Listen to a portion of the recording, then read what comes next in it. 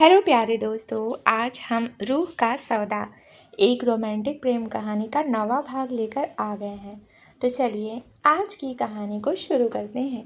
Highway की मध्यम पीली लाइट्स ब्लैक रोल्स रॉयस की विंडशील्ड को पार करती हुई कार के भीतर एक अजीब सा साया बना रही थी। गोदाम की उस भयानक हादसे के बाद जहां रणविजय ने अपनी जान दांव पर लगाकर सुमित्रा जी को जयवर्धन के सूत्रों के चंगुल से बाहर निकाला था, मन्नत का दिल अब भी पूरी तरह से धड़क रहा था। कार की पिछली सीट पर वह रणविजय के सीने से चिपकी तो हुई थी, लेकिन जैसे जैसे कार शहर की बाउंड्री को पार करके वापस उस सीक्रेट आइलैंड विला की तरफ बढ़ रही थी, मन्नत के दिमाग का कोहरा धीरे धीरे छटने लगा। उसका वह पुराना स्वाभिमान, उसका सेल्फ रिस्पेक्ट अब उसकी इस बेबसी और थैंकफुलनेस की भावना से सीधे टकराने लगा था। मन्नत ने धीरे से अपना सिर रणविजय की चौड़ी छाती से हटाया और कार के कोने की तरफ खिसक गई। उसके पैर की सोने की भारी पायल की रुनझुन आवाज़ और उसकी कुर्ती के नीचे दबी उसके इलेक्ट्रॉनिक वेस्ट चैन की हल्की सी खनक कार के सन्नाटे में गूंज उठी। उसने अपनी उंगलियों से अपने आंसू पोंछे और कार की खिड़की से बाहर रेंगते हुए अंधेरे को देखने लगी।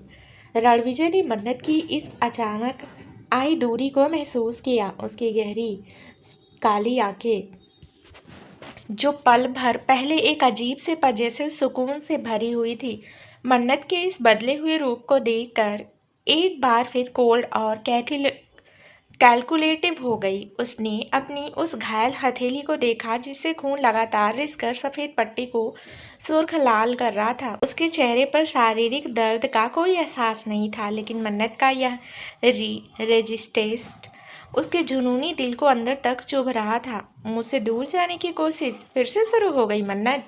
रणविजय की आवाज़ कार के भीतर किसी शार्प कमांड की तरह गूंजी, जो बेहद धीमी और भारी थी। मन्नत ने खिड़की से अपना चेहरा घुमाया और सीधे उसकी सुलगती हुई आंखों में अपनी नजरें गड़ा दी। उसकी आवाज़ में अब कोई घबराहट नहीं थी, बल्कि एक बेहद कड़क और मैच्योर कसमकस थी। कल रात जो कुछ भी हुआ रणविजय, उसके लिए मैं तुम्हारी जिंदगी भर आभारी रहूंगी। तुमने मेरी माँ को मौत के मुंह से बाहर निकाला, तुमने अपनी जान जोखिम में डाली, उसके लिए थैंक यू। लेकिन इसका मतलब यह बिल्कुल नहीं है कि तुमने मुझे इस पिंजरे में बंद करके मेरे पैरों में ये बेड़ियाँ डालकर जो मेरे आत्मसम्मान को कुचला है, मैं उसे भूल गई हूँ। तुम मेरे लिए मेरी माँ के रक्षक जरूर बन गए हो, लेकिन तुम मेरी आज़ादी के कातिल आज भी हो। मन्नत के इन सीधे और तीखे लफ्जों ने रणविजय के ईगो पर एक बहुत बड़ा डेंट मारा। शेखावत इंडस्ट्रीज का किंग, जो पूरी दुनिया को अपने पैरों के नीचे रखने का दम रखता था, आज मन्नत के इस अटूट स्वाभिमान के सामने खुद को थोड़ा निहत्था महसूस कर रहा था। वह समझ चुका था कि वो फोर्स से मन्नत के जिस्म से इस विला में नज़रबंद तो रख सकता है, लेकिन उसकी रूह और उसकी इच्छा को जितना इस ताकत के बस की बात नहीं थी। रणविजय के होठों पर एक बेहद गंभीर कोल्ड स्माइल उभर आई। उसने कोई जवाब नहीं दिया। कारण रात के करीब 2 बजे वापस उस सीक्रेट आइलैंड विला के मुख्य प्रवेश द्वार पर आकर रुकी। समंदर की ठंडी और नम हवा गाड़ियों के दरवाजे खुलते ही कार के भीतर दाखिल हुई। रुद्र ने सुमित्रा जी के व्हीलचेयर को बेहद सावधानी से विला के ग्राउंड फ्लोर पर बने एक सेफ मेडिकल रूम में शिफ्ट कर दिया, जहां पहले से ही 2 पर्सनल डॉक्टर्स और शारदा दाई उनकी केयर टेकर के लिए मुस्तैद खड़े थे। मन्नत तुरंत अपनी माँ के पीछे जाना चाहती थी, लेकिन रणविजय ने उसकी कलाई पकड़ ली। डॉक्टर्स अपना काम कर रहे हैं मन्नत, सुमित्रा जी को इस वक्त आराम और मेडिकल अटेंशन की जरूरत है, पैनिक ड्रामा की नहीं। रणविजय ने शांत लेकिन कड़े लहजे में कहा। वह मन्नत को लेकर विला के टॉप फ्लोर पर बने उस मास्टर बेडरूम की तरफ ले जाने लगा। मन्नत के पैर की भारी पायल की खनक आलिशान सीढ़ियों पर गूंज रही थी। जैसे ही वे कमरे के भीतर पहुंचे, रणविजय ने दरवाजा अंदर से लॉक किया। कमरे की मध्यम डिम लाइट्स ऑन थी। रणविजय ने अपने सूट का कोट उतारा और उसे सोफे पर फेंक दिया। उसकी शर्ट की आस्तीन कोहनी तक मुड़ी हुई थी और उसकी हथेली का जख्म अब भी सुलग रहा था। वह मन्नत के बिल्कुल करीब आया, जो बिस्तर के किनारे खड़ी शांत नजरों से उसे देख रही थी। रणविजय ने अपनी जेब से अपना स्मार्टफोन निकाला और उसे सीधे साइड टेबल पर पटक दिया। स्क्रीन पर मन्नत की कमर के कमरबंद का डिजिटल ट्रैकर और उसका पासवर्ड पैनल लाइव शो हो रहा था। यह क्या है रणविजय? मन्नत ने असमंजस में पूछा। रणविजय मन्नत के बिल्कुल करीब आया। उसका 6 फीट 2 इंच का टॉल और मस्कुलर फिगर मन्नत के ऊपर एक भारी साए की तरह छा गया।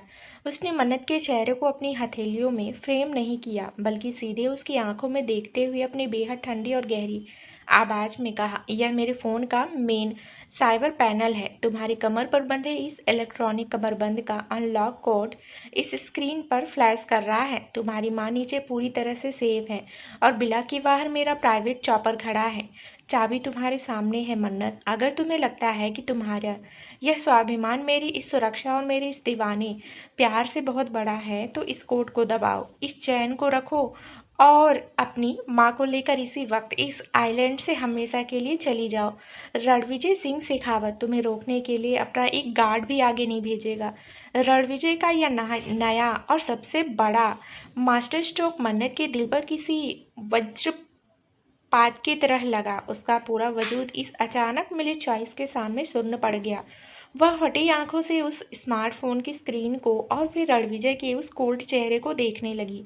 वह जानती थी कि वह आज़ाद हो सकती है। वह इस सोने के पिंजरे को हमेशा के लिए तोड़कर खुली दुनिया में जा सकती थी। लेकिन तभी उसके दिमाग के एक कोने में कल रात का वह मंजर घूम गया जब जयवर्धन के गुर्गों ने उसकी माँ पर गन तानी थी। वह अच्छी तरह समझ चुकी थी कि इस कॉरपोरेट वर्ल्ड की गंदी हवा में रणविजय के साए से बाहर निकलते ही उसके पिता के पुराने दुश्मन और शेखावत साम्राज्य के विरोधी उसकी माँ को एक पल में मोहरा बना लेंगे। रणविजय की यह सुनहरी जेल ही इस पूरी दुनिया में एकमात्र ऐसी जगह थी जहाँ उसकी माँ की सांसें और उसका खुद का वजूद पूरी तरह से महफूज था। मन्नत के कदम जैसे फर्श पर ही जम गए। उसकी उंगलियां कांपने लगी, लेकिन उसने स्मार्टफोन की तरफ अपना हाथ नहीं बढ़ाया। उसने अपनी नजरें झुका ली और उसकी आंखों से एक आंसू लुढ़क कर फर्श के मार्बल पर जा गिरा। उसकी यह खामोशी, उसका यह कदम रणविजय के जुनूनी दिल के लिए एक बहुत बड़ी और मुकम्मल जीत थी।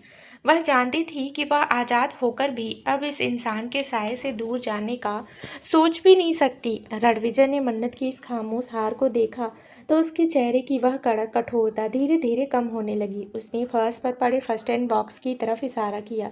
अगर तुम नहीं जा रही हो मन्नत, तो आगे बढ़ो और अपने इस पति के हाथ के इस दर्द को पूरी तरह से ठीक कर दो। मन्नत ने एक गहरी सांस ली। वह चुपचाप फर्स्ट एड बॉक्स लेकर बिस्तर पर बैठ गई। रणविजय उसके बिल्कुल बगल में बैठ गया। मन्नत ने बेहद सावधानी से रणविजय की उस खून से सनी पट्टी को अपनी उंगलियों से धीरे धीरे खोलना शुरू किया। जब पुरानी पट्टी पूरी तरह हट गई तो मन्नत ने देखा कि कांच की वजह से हुआ वह गहरा जख्म कल रात की कसमकस की वजह से दोबारा खुल चुका था और वहाँ से फ्रेश ब्लड रिश रहा था। मन्नत का दिल यह देखकर अंदर तक सिहर गया। उसने एंटीसेप्टिक लिक्विड को कॉटन में लिया और बेहद संभल कर रणविजय के जख्म पर टच किया। जैसे ही दवा की जलन रणविजय की त्वचा पर हुई, उसने अपनी मुट्ठी को थोड़ा भींचा, लेकिन अपनी आंखें बंद नहीं की। वह बस लगातार मन्नत के उस मासूम चेहरे को और उसकी आंखों में छुपी उस फिक्र को देख रहा था। मन्नत ने मलहम लगाया और एक नई साफ बेहद पट्टी को रणविजय के हाथ पर पूरी मजबूती और सलीके से लपेटना शुरू किया। जब पट्टी पूरी तरह बंध चुकी थी तो मन्नत ने राहत की एक सांस ली और पीछे हटने लगी। लेकिन इससे पहले कि वह बिस्तर से उठ पाती, रणविजय ने अपनी पट्टी बंधी हथेली से ही मन्नत की कलाई को वापस होल्ड किया। इस बार उसकी मूव्स में कोई जबरदस्ती या कोई पुराना क्रोध नहीं था। उसने मन्नत को कोई टॉर्चर फील नहीं कराया। उसने बस बहुत ही आस्था से मन्नत को आगे खींचा और उसे अपनी चौड़े फलादी सीने से कस कर लगा लिया।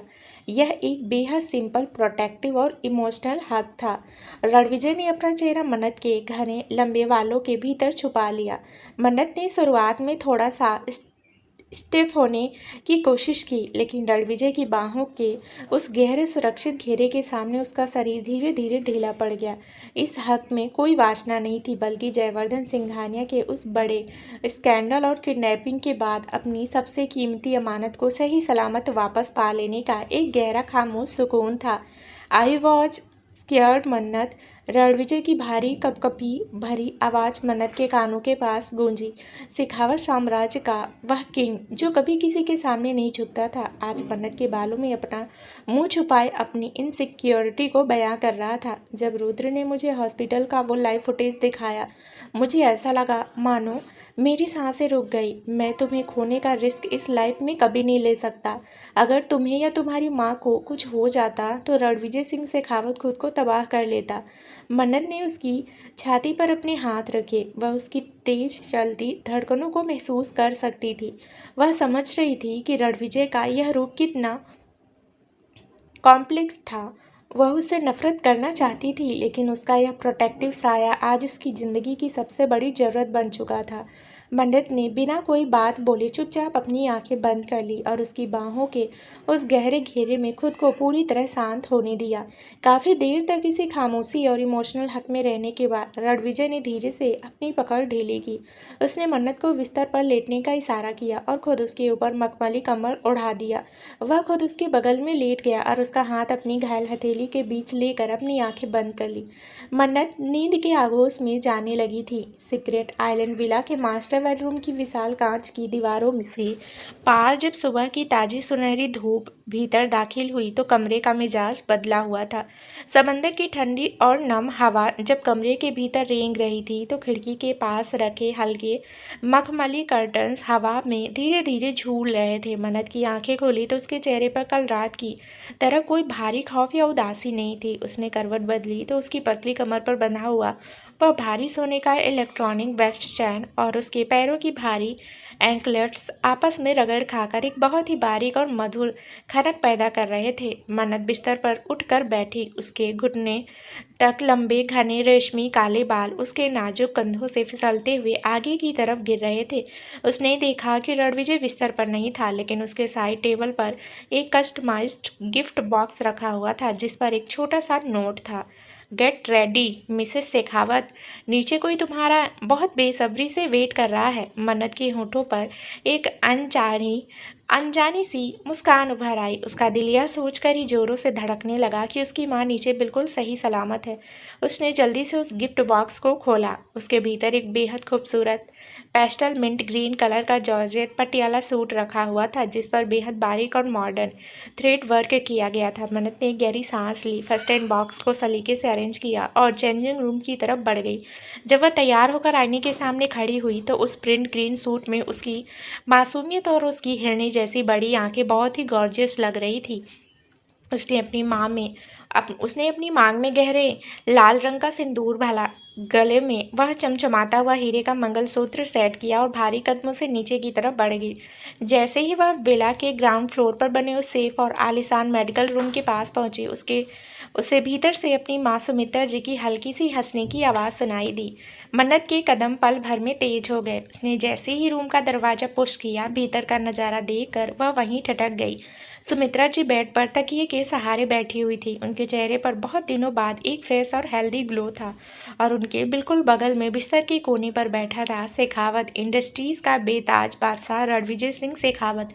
उसने अपने टिपिकल कॉरपोरेट सूट्स को छोड़कर आज एक बेहद कैजुअल और कंफर्टेबल वाइन लिनन शर्ट पहन रखी थी जिसकी आस्तीन कोहनी तक मुड़ी हुई थी।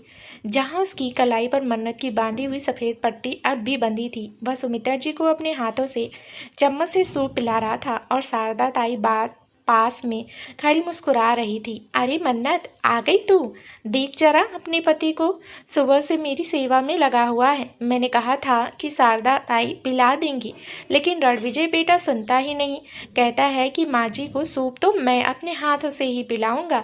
सुमित्रा जी ने मन्नत को देखते ही अपनी कमजोरी लेकिन बेहद खुश आवाज में कहा। रणविजय ने धीरे से सूप का बाउल शारदा ताई को थमाया और मुड़कर मन्नत की तरफ देखा। उसकी उन गहरी ब्लैक आंखों में इस वक्त कोई क्रूरता या कोल्ड कैलकुलेशन नहीं था। वहाँ सिर्फ और सिर्फ एक बेहद शरारती, जुनूनी और चिढ़ाने वाला लुक था। वह सोफे से उठा और भारी सदे हुए कदमों से चलता हुआ सीधे मन्नत के पास आया। मन्नत के पैर की भारी पायल की रुनझुन आवाज़ कमरे के सन्नाटे को तोड़ रही थी। सुबह से तुम्हारा ही वेट कर रहे थे मन्नत।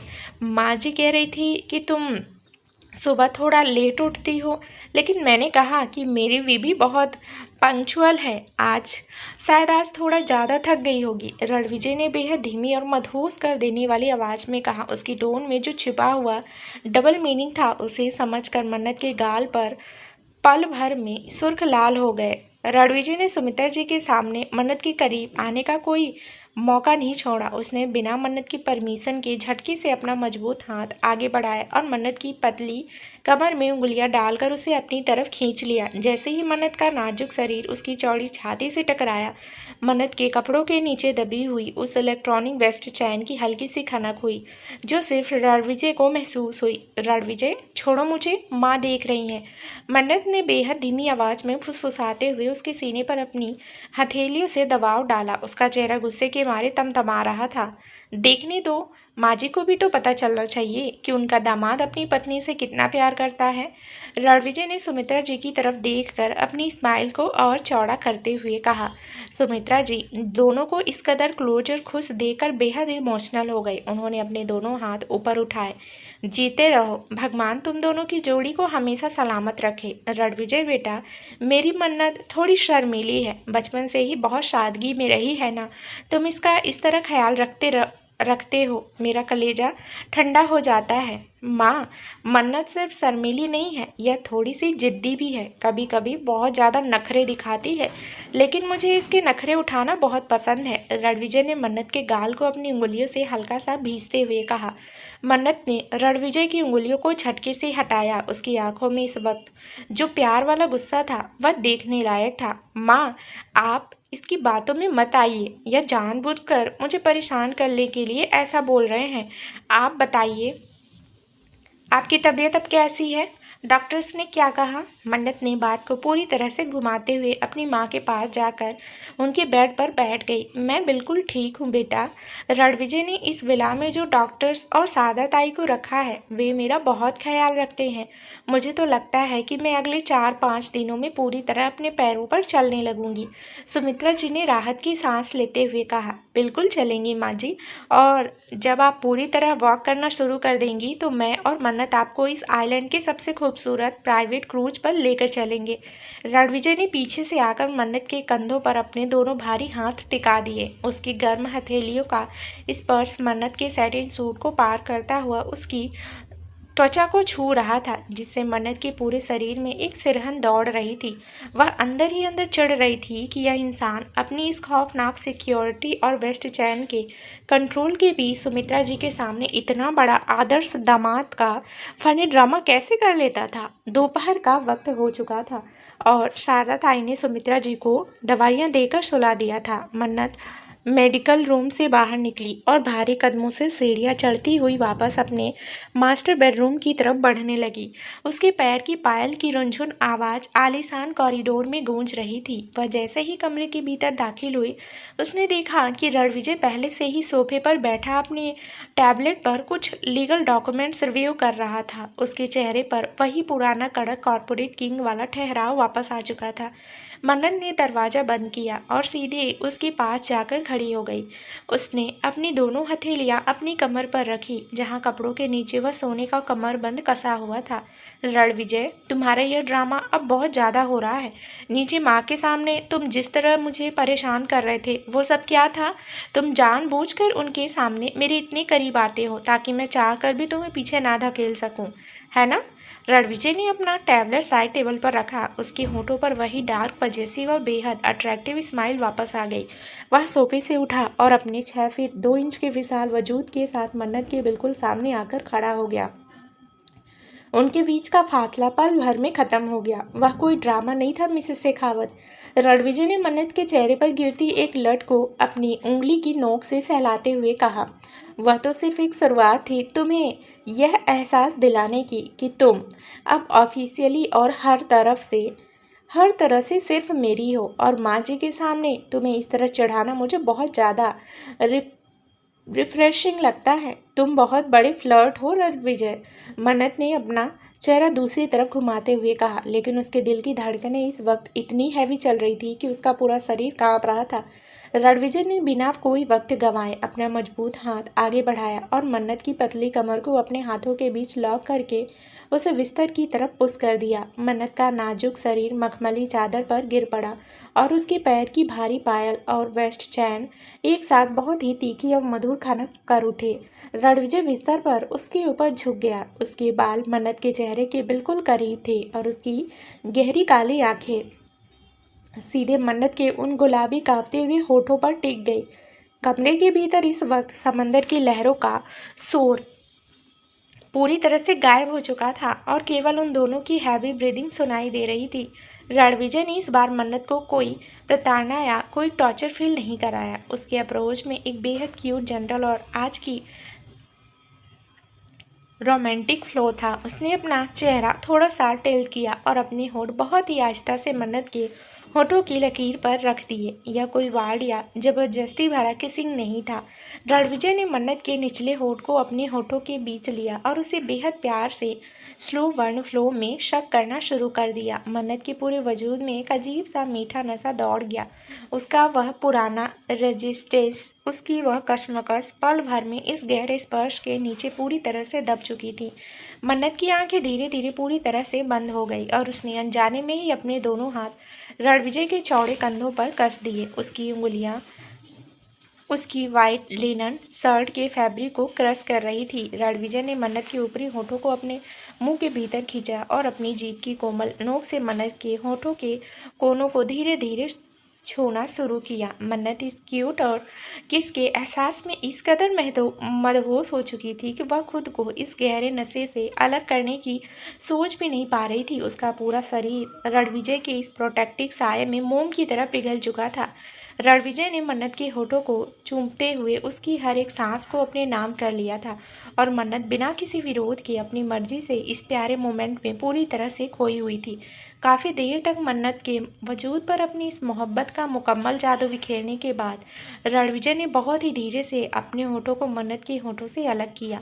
मन्नत की सांसें बुरी तरह फूल रही थी और उसके होंठ रणविजय के इस जेंटल टच की वजह से सुर्ख लाल और पूरी तरह से गीले लग रहे थे। जैसे ही अपनी आंखें खोली, उसने देखा कि रणविजय उसके चेहरे के बिल्कुल पास ही झुका हुआ था और उसके होठों पर एक बेहद शरारती और चिढ़ाने वाली स्माइल थी। वह मन्नत की इस मदहोशी को पूरी तरह से पकड़ चुका था। तुम्हारी ये आंखें और तुम्हारा यह समर्पण झूठ नहीं बोल सकता मन्नत। रणविजय ने मन्नत के गाल को अपनी उंगली से हल्का सा थपथपाते हुए चढ़ाया। तुम्हें भी मेरा यह करीब आना अच्छा लगता है। तुम्हारा यह दिल भी इस रणविजय के एहसास में पूरी तरह खो जाता है। अब चाहे तुम इस सच को अपने इन होठों से एक्सेप्ट करो या ना करो, लेकिन तुम्हारी ये सांसें मेरे इस दावे की साक्षात गवाही दे रही है। मन्नत ने जैसे ही उसकी इस चिढ़ाने वाली बात को सुना, उसका वह प्यार वाला गुस्सा फिर से जाग उठा। उसने झटके से रणविजय के सीने पर अपनी दोनों हथेलियों से दबाव डाला और उसे पीछे धकेलते हुए बिस्तर पर उठकर बैठ गई। ऐसा कुछ नहीं है रणविजय, मैं तो बस कमजोरी की वजह से। तुम बहुत ज़्यादा अपने दिमाग में ख्याली पुलाव पका रहे हो। ख्याली पुलाव? मिसेस शेखावत इंडस्ट्रीज़ का किंग कभी ख्याली पुलाव नहीं पकाता। वह सीधे अपनी प्रॉपर्टी पर अपना मुकम्मल हक जताता है। रणविजय ने बिस्तर से उठते हुए एक लाउड ठहाका लगाया।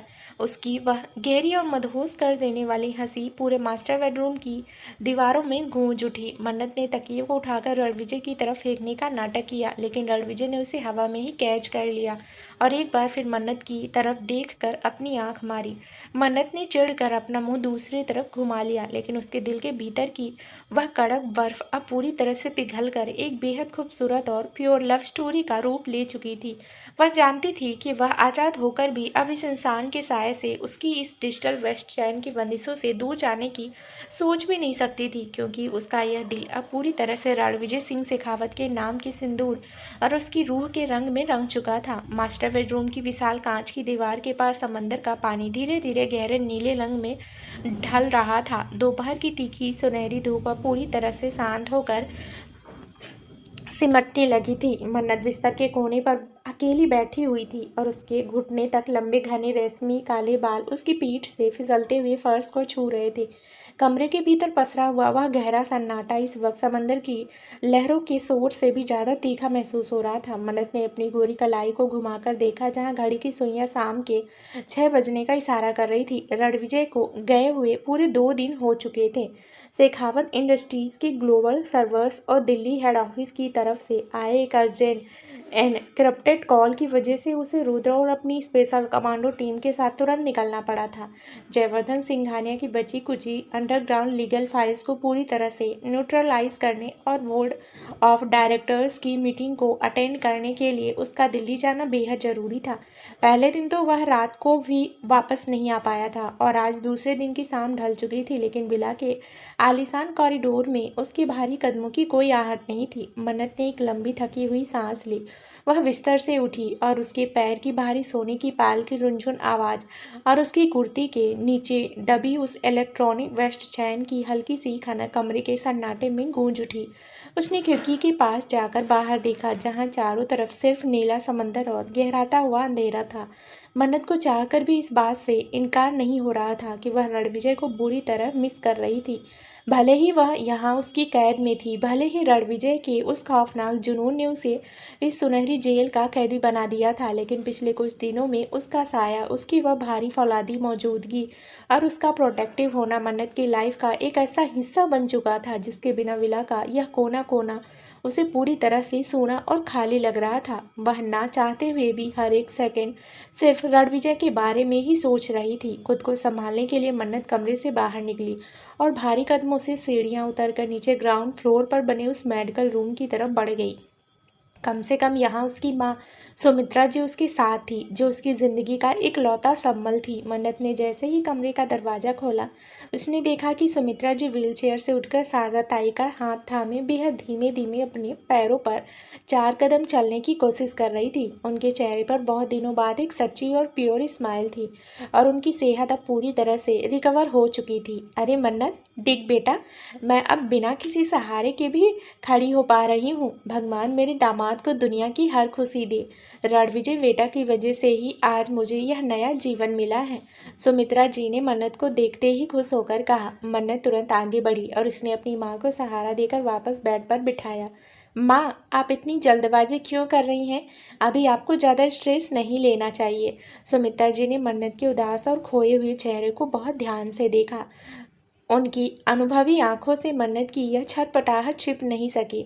सुमित्रा जी की होठों पर एक शरारती स्माइल आ गई और उन्होंने मन्नत का हाथ अपने हाथों में ले लिया। मन्नत, तू कल रात से इतनी खामोश और बेचैन क्यों है बेटा?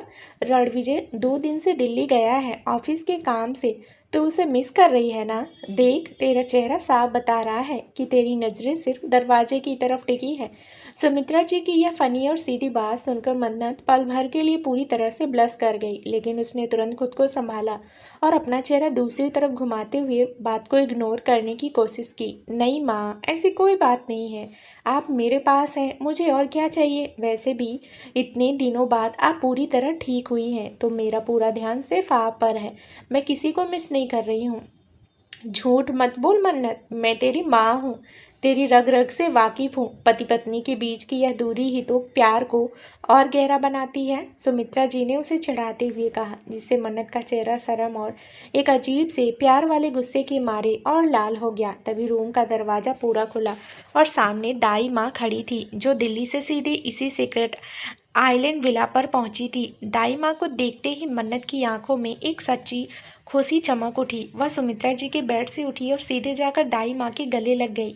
दाई माँ ने मन्नत के सिर को सहलाया और सुमित्रा जी के पास आकर उनके पैर छुए। नमस्ते सुमित्रा जी, रणविजय बाबा ने मुझे दिल्ली से यहाँ भेजा है। वे कह रहे थे कि आप अब पूरी तरह ठीक हो चुकी हैं, तो मुझे आपसे मिलने की बहुत इच्छा थी, दाई माँ ने बेहद आदर के साथ कहा।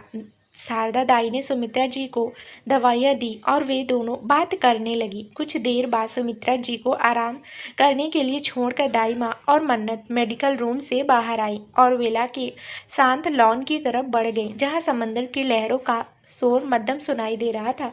मन्नत लॉन के बेंच पर बैठी शून्य में निहार रही थी। उसके पैर की पायल की हल्की सी आवाज आ रही थी। दाई माँ उसके बगल में बैठ गई और उन्होंने मन्नत के कांपते हुए हाथों को अपने हाथों में ले लिया। छोटी बहू, तुम बाबा को मिस कर रही हो ना? 2 दिन से बाबा यहाँ नहीं है और दिल्ली ऑफिस में भी रुद्र ने मुझे बताया कि बाबा रात रात भर सोए नहीं हैं। वे हर एक घंटे में अपने फ़ोन पर तुम्हारे ईस्ट वेस्ट चैन का लाइव सिग्नल चेक करते हैं। मन्नत ने एक ठंडी सांस ली। दाई माँ, मुझे समझ नहीं आता कि मैं क्या करूँ। मेरा दिल रणविजय के इस गहरे एहसास में खोने लगा है। वह जब मेरे पास नहीं होता तो मुझे यह विला एक डार्क जेल से भी ज़्यादा डरावना लगता है, लेकिन मेरा स्वाभिमान मुझे रोकता है। मैं इतनी जल्दी सब कुछ कैसे बोल सकती हूँ? उसने मुझे किडनैप किया, मुझे बांध कर रखा। दाई माँ के चेहरे पर एक बेहद गहरी और ममता में स्माइल उभर आई। उन्होंने मन्नत के गाल को सहलाया। छोटी बहू, आज मैं तुम्हें रणविजय बाबा के बचपन का एक ऐसा राज बताना चाहती हूँ जो इस दुनिया में कोई नहीं जानता। बाबा आज जितने कड़क, बेरहम और जुनूनी दिखाई देते हैं, वे बचपन में ऐसे बिल्कुल नहीं थे। वे बहुत ही शांत, हंसमुख और बेहद इमोशनल लड़के थे। मन्नत ने हैरान होकर दाई माँ की तरफ देखा। सच में दाई माँ? हाँ बच्ची, दाई माँ ने एक भारी सांस लेते हुए अतीत के पन्नों को खोला। जब बाबा सिर्फ 12 साल के थे, तब एक बहुत बड़े कॉरपोरेट एक्सीडेंट में उनके माता पिता दोनों हमेशा के लिए उन्हें छोड़कर चले गए। उस हादसे के बाद शेखावत खानदान के बाकी रिश्तेदारों ने, खासकर विक्रम सिंह ने, बाबा की पूरी प्रॉपर्टी और बिजनेस को हथियाने के लिए उन पर कई तरह के जुल्म किए। चारों तरफ सिर्फ गद्दारी और दुश्मनों को देखकर बाबा का वह मासूम दिल पूरी तरह से पत्थर बन गया। उन्होंने खुद को इस कदर सख्त और बेरहम बना लिया ताकि कोई उन्हें दोबारा चोट न पहुंचा सके। उन्होंने अपनी भावनाओं को पूरी तरह से लॉक कर दिया। दाई माँ ने मन्नत की आंखों में देखते हुए अपनी आवाज़ को और धीमा किया। लेकिन बच्ची, बाबा के दिल का वह अच्छा और सच्चा रूप कभी मरा नहीं था। वे तुम्हें बहुत पहले से जानते हैं, तब से जब तुम्हारे पापा रमेश मल्होत्रा जी शेखावत इंडस्ट्रीज में काम करते थे। बाबा जब भी तुम्हारे पापा से मिलने आते थे, वे तुम्हें दूर से चुपचाप देखा करते थे। तुम्हारी वह सादगी, तुम्हारी वह मासूमियत बाबा के उस अंधेरे और अकेले वजूद का इकलौता सहारा बन चुकी थी। उन्होंने तुम्हें बहुत पहले ही अपनी रूह और अपनी पत्नी मान लिया था।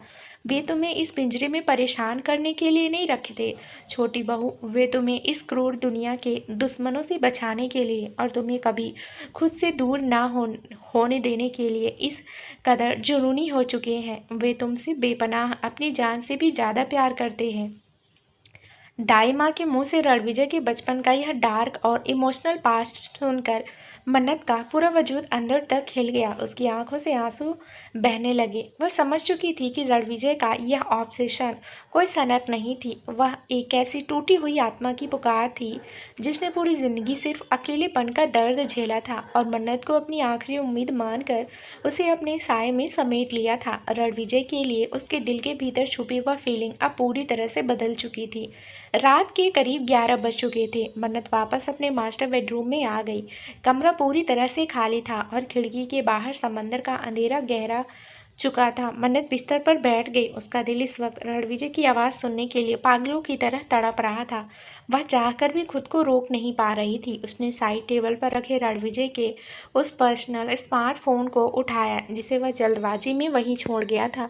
उसकी उंगलियां कीपैड पर कांप रही थी। उसने कभी रणविजय को खुद से कॉल नहीं किया था। उसका स्वाभिमान उसे हमेशा रोकता था, लेकिन आज रात उसके भीतर का यह बदला हुआ प्यार और उसकी यह तड़प उसके सारे रेजिस्ट को पर पूरी तरह से हावी हो चुकी थी। उसने बिना कोई और थॉट सोचे रणविजय के नंबर पर डायल कर दिया। कॉल की हर एक रिंग मन्नत की सांसों को और भारी बना रही थी। ठीक दूसरे रिंग के बाद कॉल रिसीव हो गई। दूसरी तरफ से दिल्ली के उस आलीशान बोर्ड रूम का सन्नाटा और फिर रणविजय की वह कड़क, भारी और बेहद गहरी आवाज़ गूंज उठी जो मन्नत के पूरे वजूद को कपा देने के लिए काफ़ी थी। मन्नत, रणविजय की आवाज़ में एक अजीब सा शौक, एक असीमित पजेसिवनेस और एक गहरी तड़प साफ महसूस हो रही थी। उसे इस बात की उम्मीद सपने में भी नहीं थी कि मन्नत खुद आगे बढ़कर उसे कॉल करेगी। मन्नत की इस एक कॉल ने दिल्ली ऑफिस के कैबिन में बैठे रणविजय के पिछले 2 दिनों के सारे कॉरपोरेट स्ट्रेस और उसकी थकान को पल भर में धुएं की तरह उड़ा दिया। रणविजय, तुम कब वापस आओगे? 2 दिन हो चुके हैं, तुम विला नहीं आए। मन्नत की आवाज़ कमजोरी और अपनी इस बदली हुई फीलिंग्स की वजह से बेहद धीमी और कपकपाती हुई निकली। कॉल की दूसरी तरफ खड़े रणविजय के भीतर जैसे इसे कॉल ने और इसे एक सवाल ने एक जुनूनी तूफान खड़ा कर दिया। उसके होठों पर एक बेहद डार्क पजेसिव रिझाने वाली स्माइल आ गई होगी, जिसे मन्नत फ़ोन पर भी साफ महसूस कर सकती थी। मन्नत, क्या तुम मुझे मिस कर रही हो?